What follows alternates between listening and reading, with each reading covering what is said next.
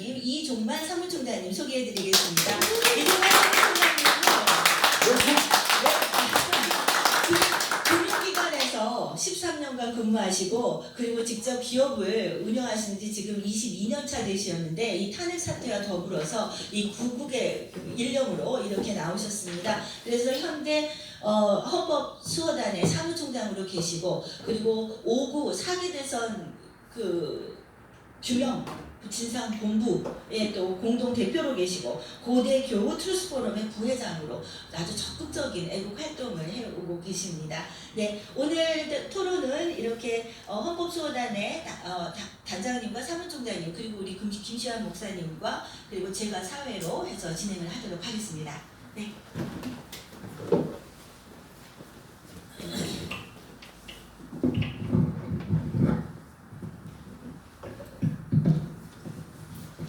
네, 먼저 두 분 모시고 이 세미나 토론을 한 후에 여러분들과 이제 질의응답 시간을 잠시 갖도록 하겠습니다. 네, 먼저 지금 우리 오늘 세미나 제목이요 탄핵 무효 확인 소송이라고 하는데 사실상 헌재의 파면 결정 선고가 된 지 벌써 2년 6개월이나 경과가 되었습니다.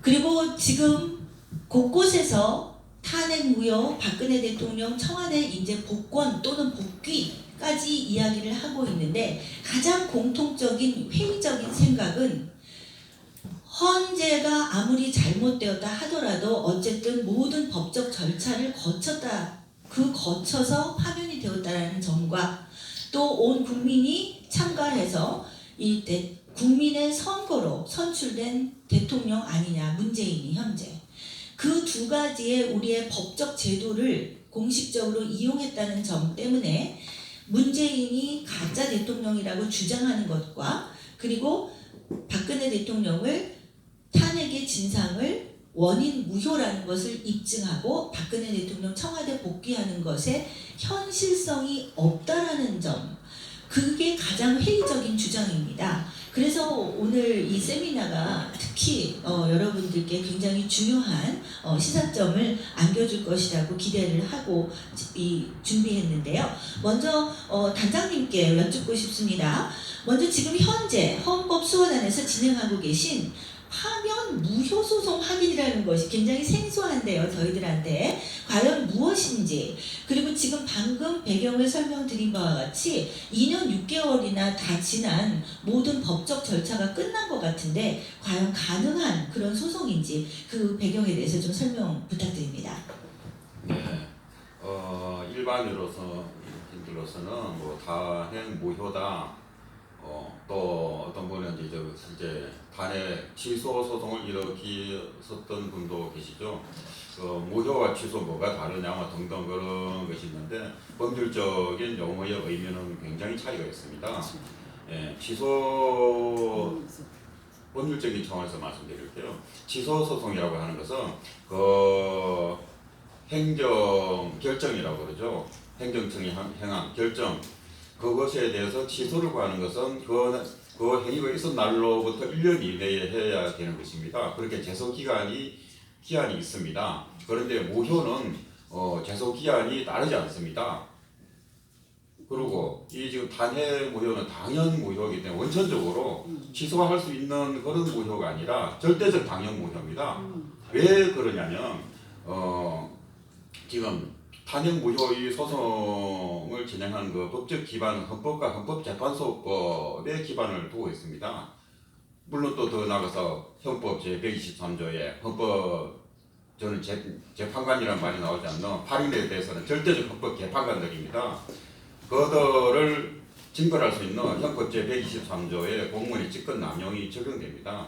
그런 헌법재판소법, 형법은 다 국가공법입니다. 이 법이 우리 뭐 반창회 동창회 그런 동아리 해책이 아닙니다.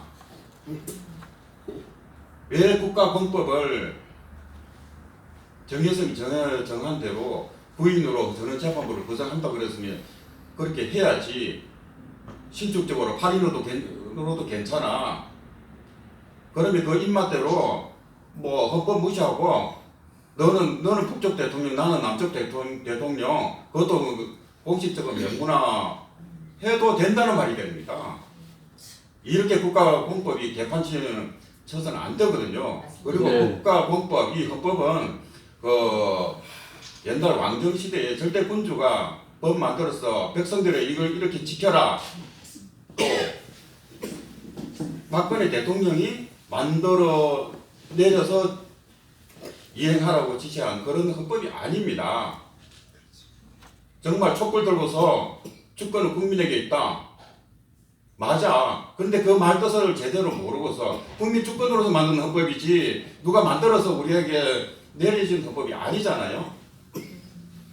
왜 거기에 국민 주권을 부러지면서 우리들이 약속한 이 헌법부터 우리가 개판을 치냐 이거죠.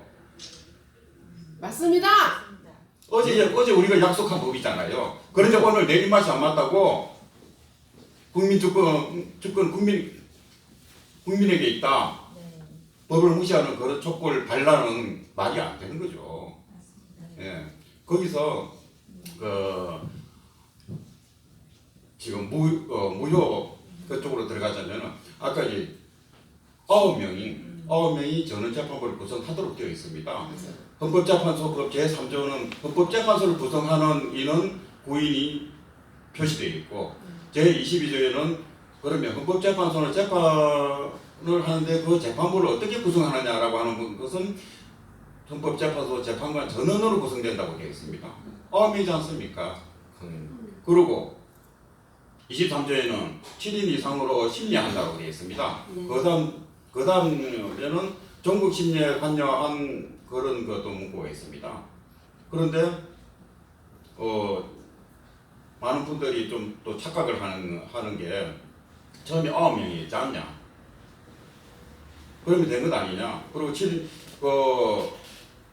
6인 이상으로 3분의 2 이상의 대통령 찬성이 있으면은 되는 것 아니냐? 그런데 8인 전원이 다 했지 않냐? 전국 심리에 관여한 재판관들이 하면 된다며 뭐가 문제냐? 라고 하는 식으로 말을 하고 있습니다만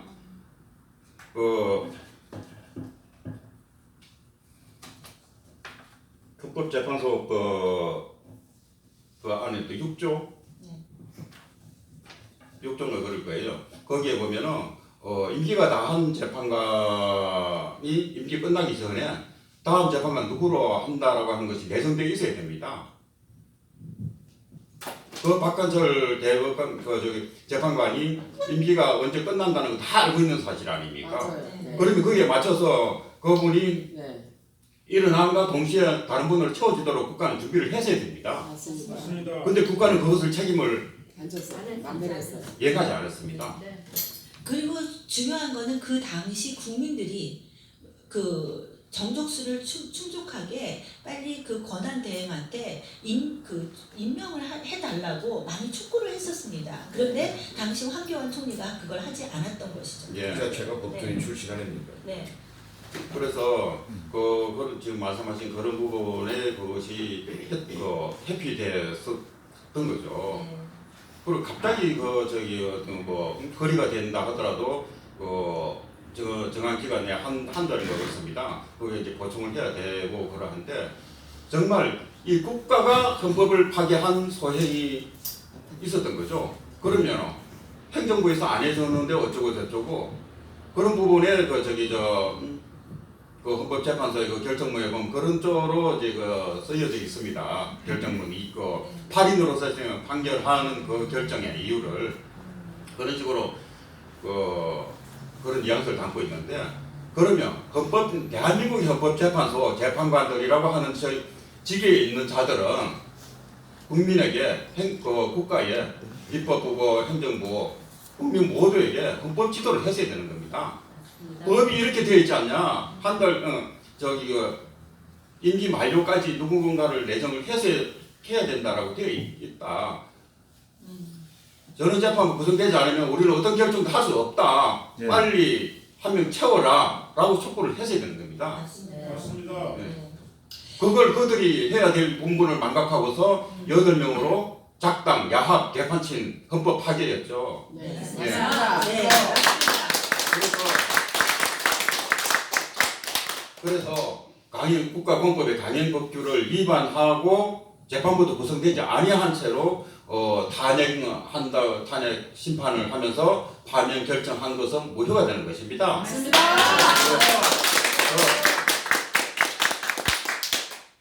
저 사격을 하는데 사형을 절차하는데 그 총 발사했는데 총알이 없는 것이라든지 아니면 공포탄이라든지 공포탄 맞고 누가 죽나요?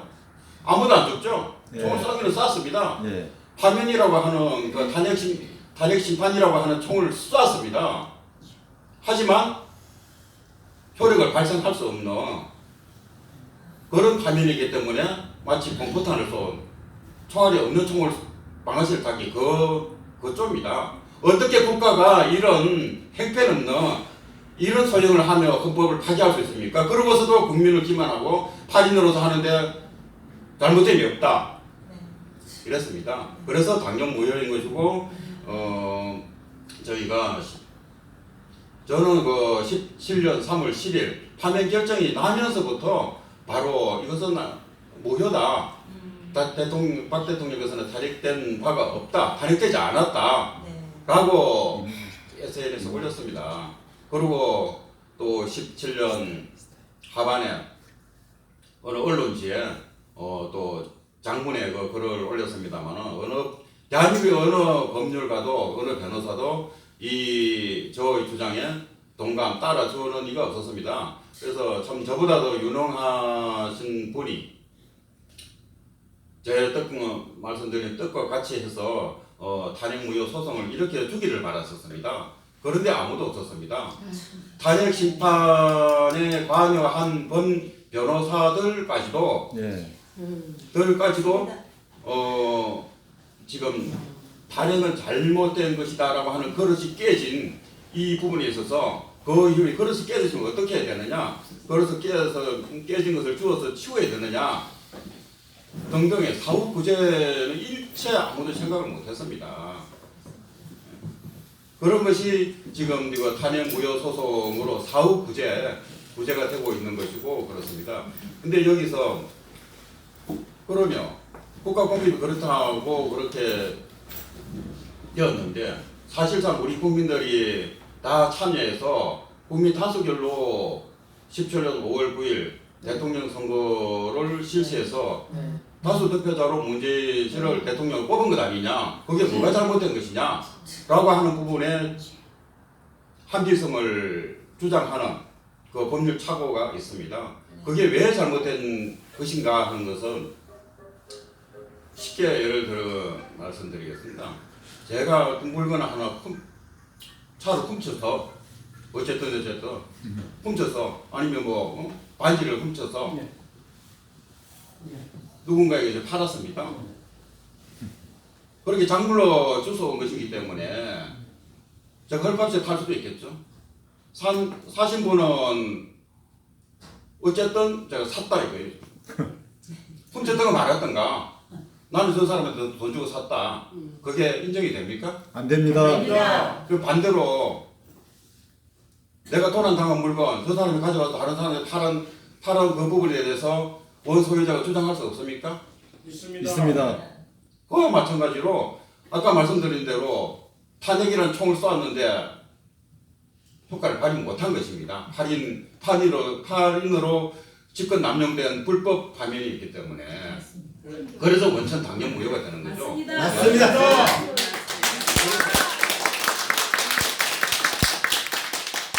그래서 불법 파면이 바로 제가 훔쳐온 물건을 예로 들었습니다만 그런 잘못된 그 불법 파면이기 때문에 그것을 주선 대통령 선거 문재인은 가짜 대통령일 수밖에 없는 것입니다.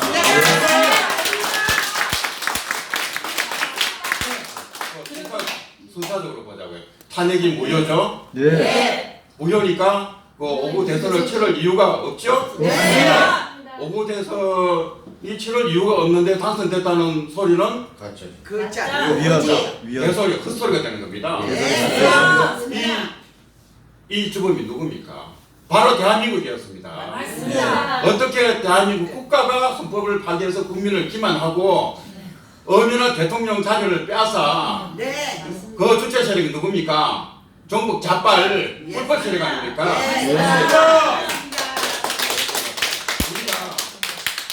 우리가 조직폭력배를 왜 단속합니까? 그들의 세력이 사조직이 강해지면은 사병을 이미 우리 옛날 역사에 보면은 법이 제대로 완비되지 않고 국가 제대로 갖추지 않았을 때는 사병이 인정이 됐었지 않습니까? 그런데 지금 현재 법은 사병도 구축할 수 없고 무기도 지닐 수 없지 않습니까? 예. 그런데 어떻게 이 대한민국은 불법 대통령이 지배를 하고 있는데도 불구하고 그것을 엄연히 받아들이고 있는 문재인 대통령이 맞다. 네. 무려는 태극기 집회에서 문재인 대통령은 어쩌고 저쩌고 그게 말이 됩니까? 안 됩니다.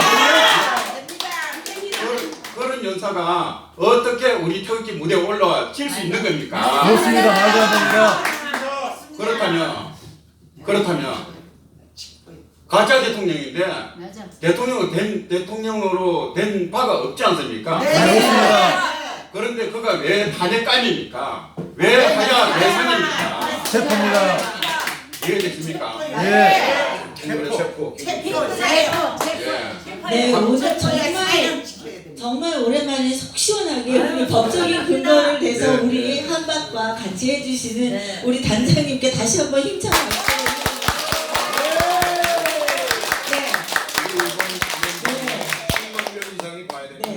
오늘 지금 말씀해 주신 것 중에서 우리 탄핵 모형 이 확인 소송에서 자 탄핵이라는 그 파면이라는 총을 쏘았지만 총알이 없었다. 다시 말해서 우리의 헌법적 근거가 없었다라는 것이죠.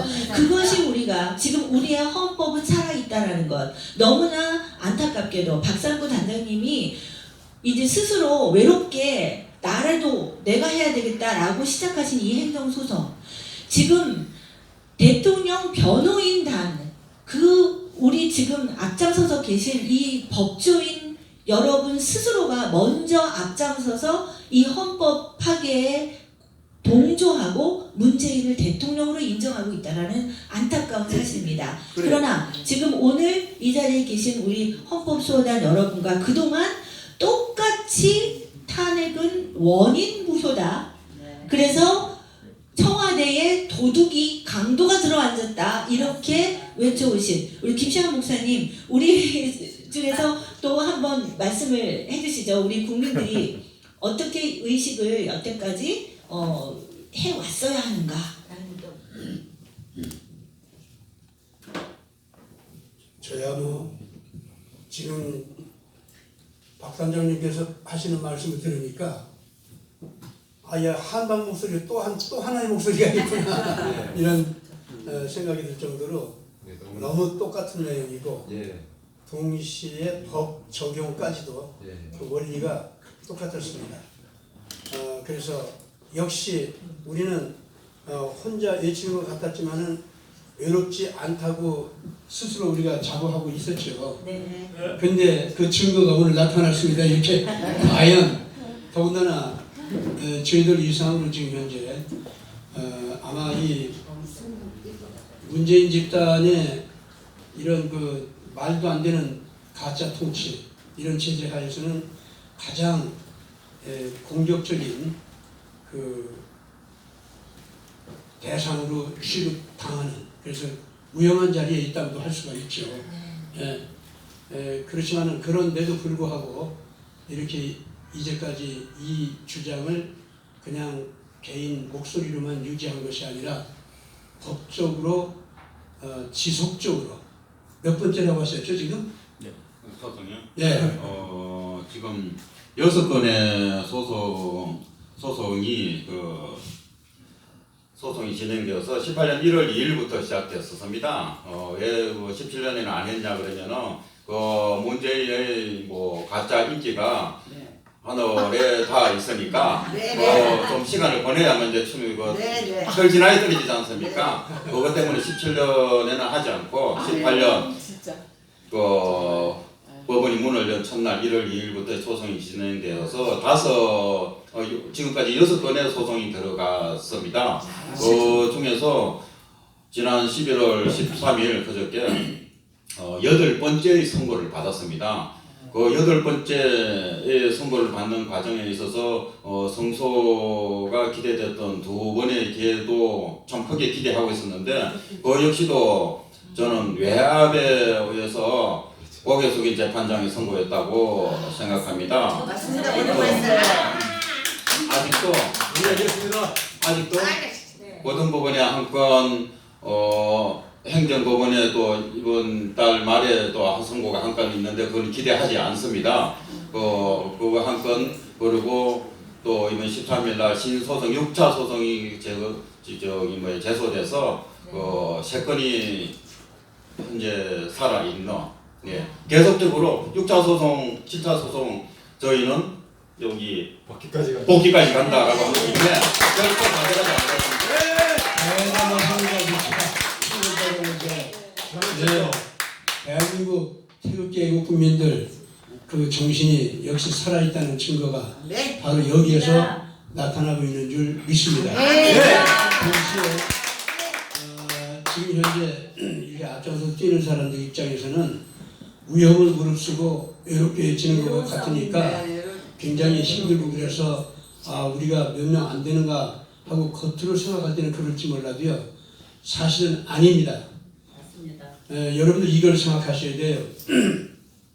요새 지금 전 세계적으로 이 애국 시민들이 독재 정부에 항거하면서 이 나라 저 나라에서 그 민주화 운동을 하고 있죠. 자유민주화 운동이 뭐 대단하게 일어나고 있는데 이상하게도요. 이번에 이 바람이 한국에 최초로 시작했어요. 그리고 가장 강대했고 가장 깊이 있게 했어요. 그리고 가장 무서운 적과 직접 싸우고 있었고 그런데 기가 막히게도요. 미국 언론과 이 한국 언론은 말할 것도 없고 전 세계 언론 있죠. 대체적으로 딥스테이트가 차지하고 있거든요. 그쪽 언론에서는 다른 나라 애국 자유민주 애국 그 운동 있잖아요. 그건 다 보도가 됐어요. 근데 한국만 보도가 안 됐습니다. 이게 뭘 얘기하는 줄 압니까? 딥스테이트가 첫째 두려워하고 있기 때문입니다. 그리고 문재인 일당이 두려워하고 있기 때문입니다. 그리고 미국 내부에 딥스테이트 세력이 있죠. 걔들이 두려워하기 때문에 그 언론기관들이 전부 대한민국 태극기 애국국민 이 애국국민들의 이거는 쉽지를 않았던 거예요. 그래서 이 까딱하면은 지금 이 투쟁을 하는 우리 입장은요, 우리가 굉장히 외로운 줄 알고 숫자가 적은 줄 알아요. 아닙니다. 오히려 전 세계 딥스테이트 세력이 두려워하고 있어요. 그렇기 때문에 그만큼 지금 현재 우리 대한민국 내부에서도 강력하게 지금 전 국민들의 마음이요. 뭐 황교안도 따라가다가 조원진도 따라가다가 홍준표도 따라가다가 언제나 안 되거든. 안 된 다음에 뒤돌아보는 게 누구지?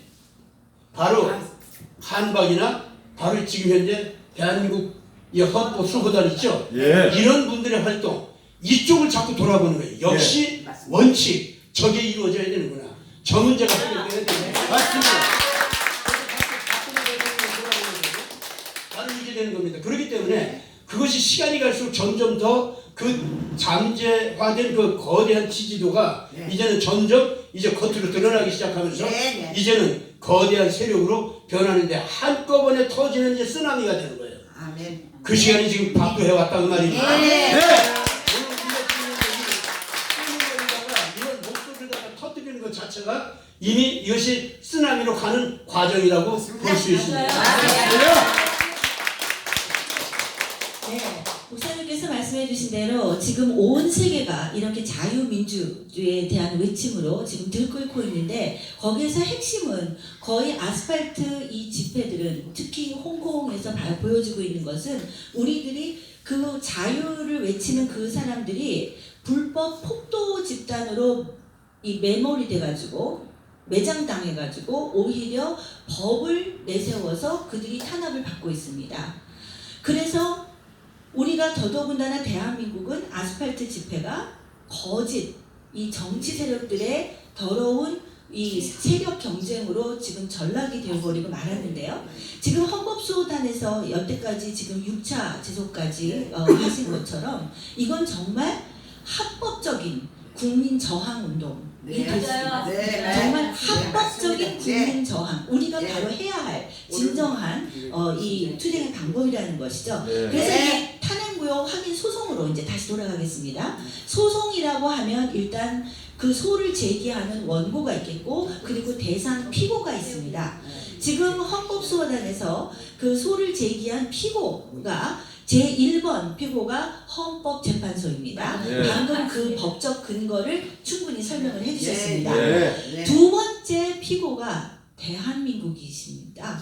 대한민국. 그리고 세 번째가 중앙선거관리위원회. 그리고 마지막 그것에 의한 가짜 대통령 문재인이 지금 이 소송의 네 명의 그 피고가 되겠는데요. 그 중에서 특히 대한민국을 피고로 넣으신 그 내용, 구체적인 그 내용과 그게 저는 굉장히 궁금했습니다. 그거에 대해서 좀 설명 좀 해주시죠. 말씀드린 대로 아까 저기 탄핵무효는 헌법재판소 소관사항이고 그리고 오고 쓸데없는 대통령 선거 실시한 주관은 중앙선거관리위원회고 거기에 당선됐다고 하는 대통령 문재인은 가짜일 수밖에 없고 참 그 소송 진행해 오면서 문재인이 어떻게 대통령이냐 4번 개인 문재인 그랬더니 소송이 이런 게 들어왔습니다.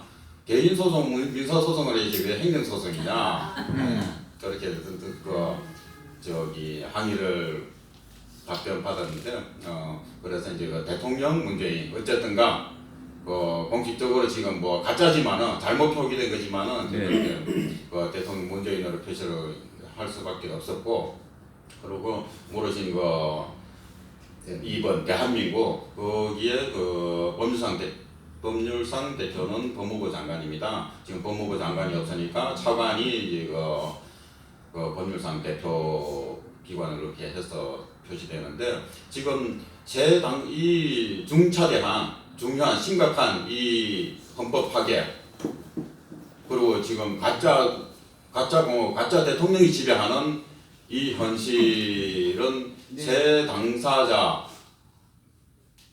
헌법재판소 중앙선거관리위원회 청와대 대통령 문재인 그 세 사람의 소관상이 아니라 우리 국민 5천만 국민 모두가 다 알아야 될 맞습니다. 법무부에서 맞습니다. 가짜 대통령 맞다고 하는 그것을 정리를 해줘야만 되는 맞습니다. 이건 엄연히 전부 피고가 다 국가입니다. 국가가 저지른 범죄입니다. 대한민국이 저지른 거예요. 대한민국이 전체적인 거 법률상 대표니까 그래서 법무부로 이제 소송상으로 들어가는 겁니다. 그래서 이제 이번 뭐 탄핵무효 소송 뭐 가짜 대통령까지 이어지는 데서 법무부가 뭔 개입을 했느냐라고 하는 부분에 있어서 대한민국 전체로서의 재소를 받는 거죠. 그래서 법률상 대표로 들어간 것입니다.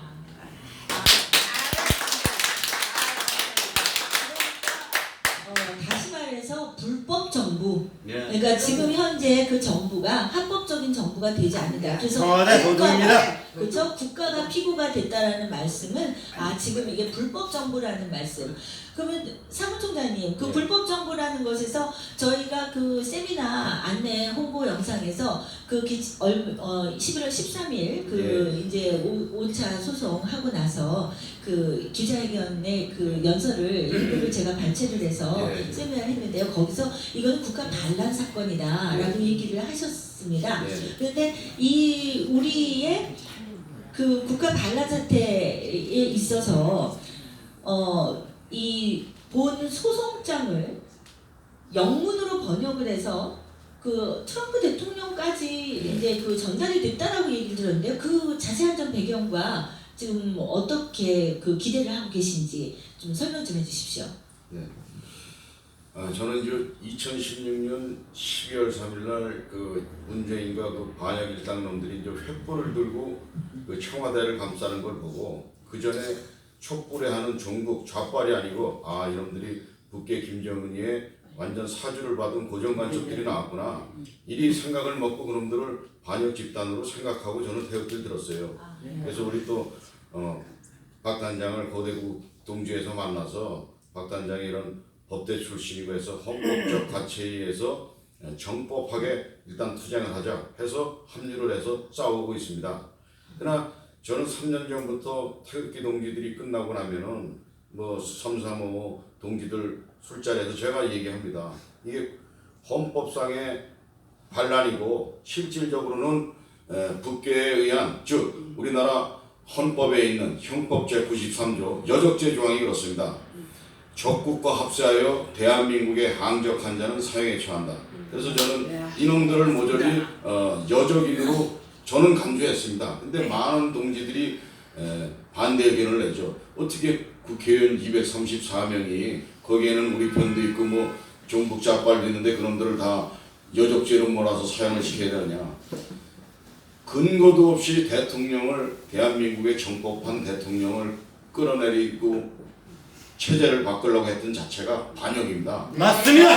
우리가 국민이 입적게 해놨으면은 몽둥이 들고 이놈들을 다 길거리에서 때려주게 됐을 놈들인데 또 이놈들에 의해서 특검 놈들이 조작을 했죠. 그놈들이 정법하게 뭐 법적인 잣대를 가지고 한 게 아니고 많은 조작을 한 게 다 나옵니다. 그래서 이놈들도 반역 집단에 합류를 한 거고 아까 박 단장이 얘기했듯이 5구 대선을 치르면 안 되는데 당시에 대통령 권한대행이라는 이 황교안이라는 자가 동조를 하고 3.10에 대해서 인정을 하면서 문제가 터진 겁니다. 맞습니다. 그때 작년 봄에 우리가 김병애 교수님하고 제가 이제 몇 분하고 소위 CIA의 마이클 리 박사라는 분하고 점심도 먹고 여러 차례 만났습니다.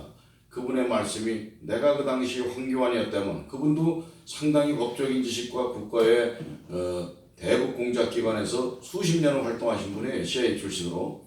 그분이 그 헌법 개판관 8년 넘을 긴급 체포해서 계엄령을 쳐서 국가 안위를 펼쳐야 되는데 그걸 안 했기 때문에 황교안이 5.19 사기 대선을 만들어냈고 거기에 따른 여태까지 20년간 부정선거의 근거가 다 있지만 그걸로 인해서 대통령을 북괴놈들에 의해서 공작에 의해서 만들어왔던 이런 근간을 중앙선관위에서 또 저지릅니다.